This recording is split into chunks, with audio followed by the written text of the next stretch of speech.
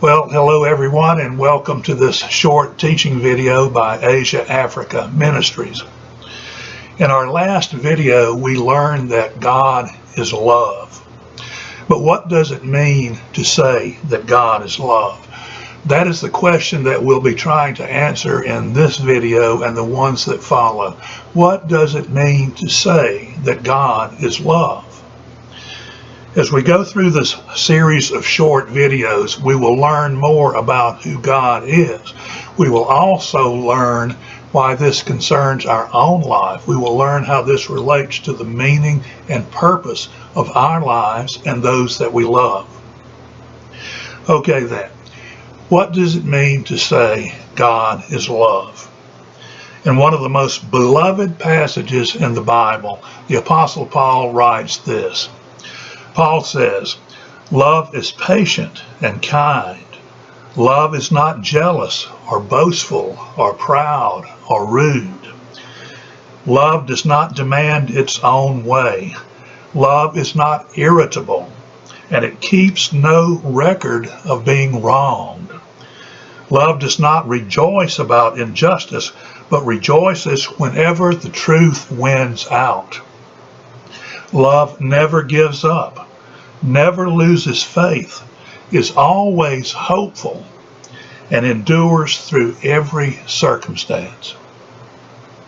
According to the Apostle Paul, love is patient and kind. Love does not demand its own way. Love is not self-seeking. In other words, love is not self-centered. Love is other-centered. Love does not turn inward toward the self. Love turns outward toward another. For Paul, love is interpersonal. In other words, love involves two or more persons. Love requires one person to give it and another person to receive it. Love is patient and kind with the other. Love does not demand its own way, but yields to the needs of the other. Love is not irritable with the other. Love is not easily angered. Love keeps no record of the other's wrongs. As Paul shows, love is never selfish. Love reaches out to the other. Paul's description of love teaches us much about God. Remember, we say that God is love, as we learn in the New Testament. As we've just seen, love is interpersonal. That is, love requires another. Since love requires at least one person to give it and another person to receive it, then God must be more than one person. If God is more than one person, as we would expect since the Bible tells us that God is love, then we must not think of God as a lonely old man with a long white beard sitting up in a cloud and keeping a record of all of our mistakes. First of all, remember that love keeps no record of wrongs, and God is love. That's good news. Instead of being an isolated old man with a beard, the New Testament reveals that God is a fellowship of persons. The New Testament teaches us that God is Father, Son, and Holy Spirit. Jesus told his first followers to go and make disciples of all nations, baptizing them in the name of the Father, the Son, and the Holy Spirit. Jesus did not say, "Baptize them in my name." Jesus did not say, "Baptize in the name of God." Jesus said, "Baptize in the name of the Father, the Son, and the Holy Spirit."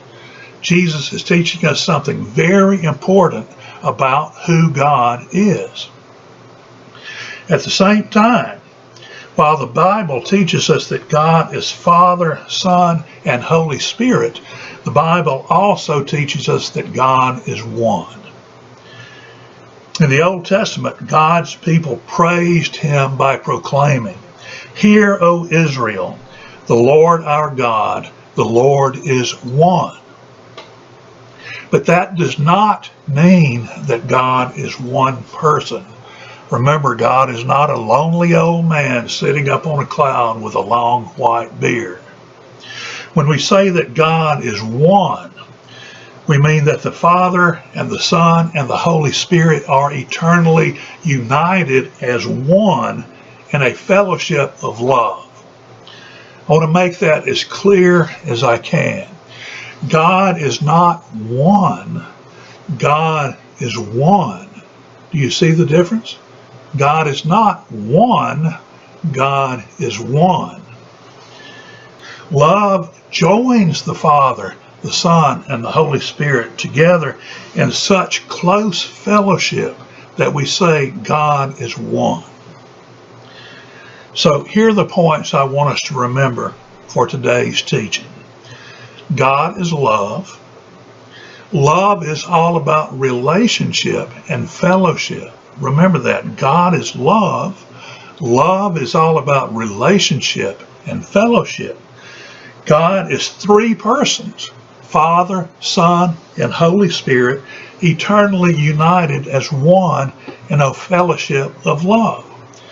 That's why that Christians can say that God is both three and one, because God is three persons, Father, Son, and Holy Spirit, who are united in a fellowship of love, so closely united together in love that we say they are one. That is the God we believe in. That is the God that Christians worship. And as we proceed through these videos, we will come to understand the good news of all of that. To know that God is love, to know that God is Father, Son, and Holy Spirit holds the key to the meaning of our own lives. And that's what we'll be talking about in the next video. Until then, see you next time. Bye-bye.